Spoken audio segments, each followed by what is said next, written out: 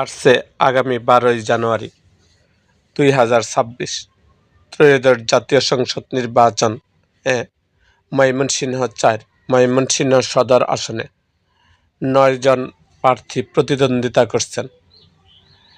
তারা কোন প্রতীক এবং কোন দল থেকে প্রতিদ্বন্দ্বিতা করছে সেই সম্বন্ধে আজকে আমাদের এই ভিডিও। চলুন তাহলে শুরু করি ভিডিওটা।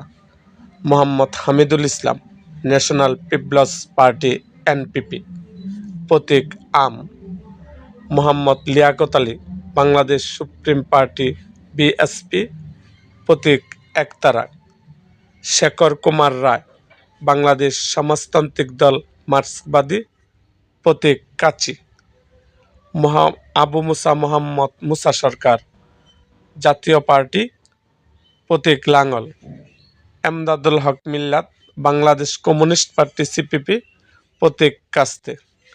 মোহাম্মদ আবহাব আকন্দ, বাংলাদেশ জাতীয়তাবাদী দল বিএনপি, প্রতীক ধানের শীষ।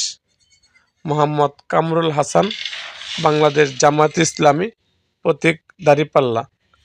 মোহাম্মদ নাসির উদ্দিন, ইসলামী আন্দোলন বাংলাদেশ, প্রতীক হাতপাখা।